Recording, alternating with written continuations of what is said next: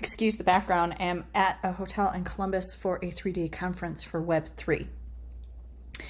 I was reading an article from National Geographic today, and I'm really bummed that this article isn't a public article. It's only available for their subscribers. And in the article, they were talking about this farm in South Africa that has 2,000 white rhinos on it. And the goal of the owner when he started this was to breed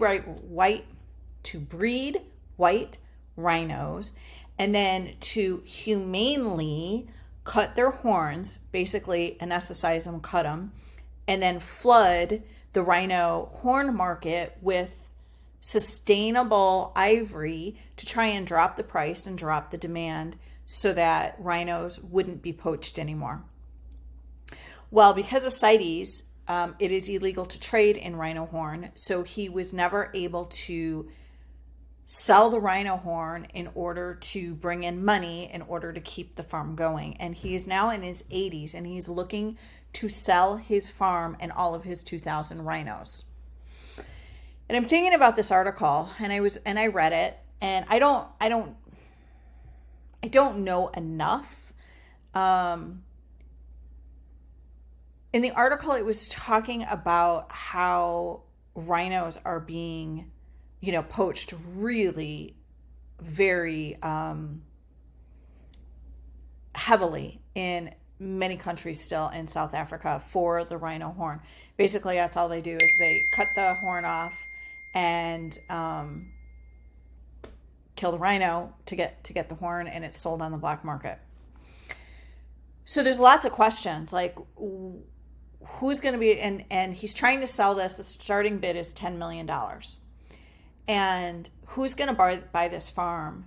And what's going to happen to these rhinos?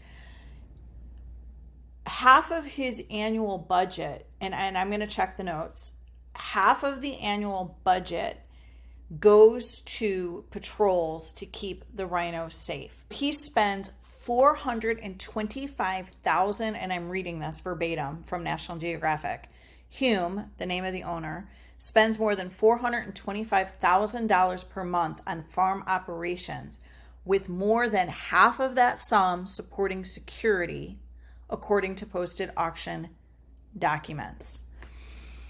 $425,000 a month is what goes into supporting this sanctuary, this farm.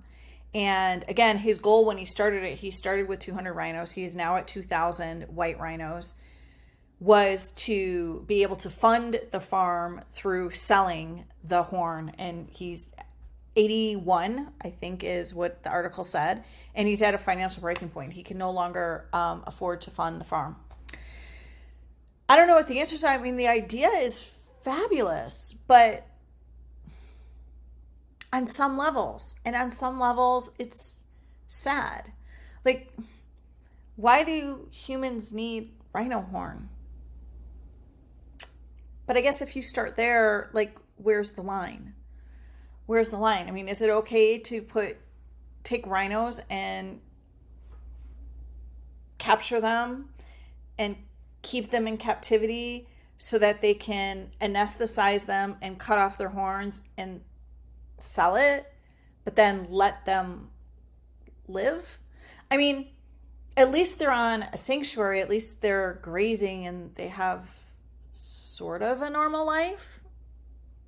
I don't know. I mean, you think about it. Where does it end? Bear bile, right? They take the bears and they put them in these cages so that they can take, I don't even know what it is, out from them. And they're just like, it's almost like harvesting organs, right? It just feels icky. It just doesn't feel good. Like, but then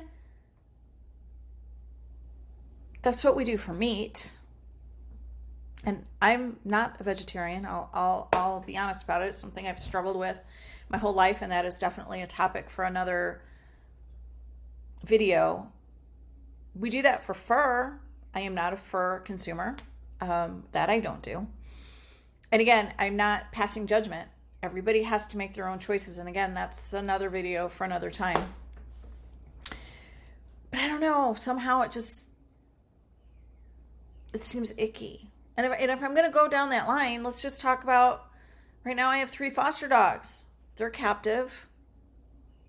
They're in my fenced in yard. They're not free to roam.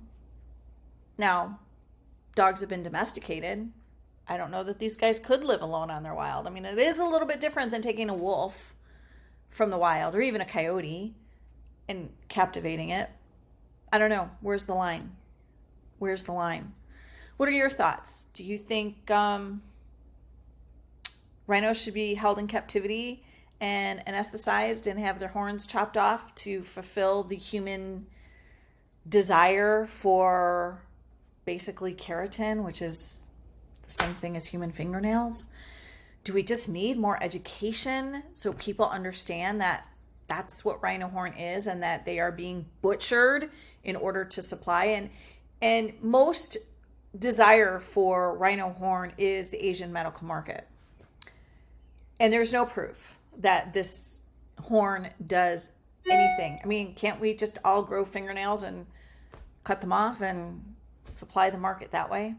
I don't know. So many questions, and there's a lot of people that are way, way, way smarter than me trying to figure out the answers. But it was an article I read today that got me questioning a lot of things, and so I decided to just voice it on my daily vlog.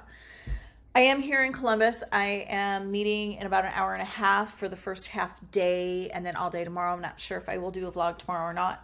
But anyway, thank you for stopping by, and I hope that you have a really beautiful day.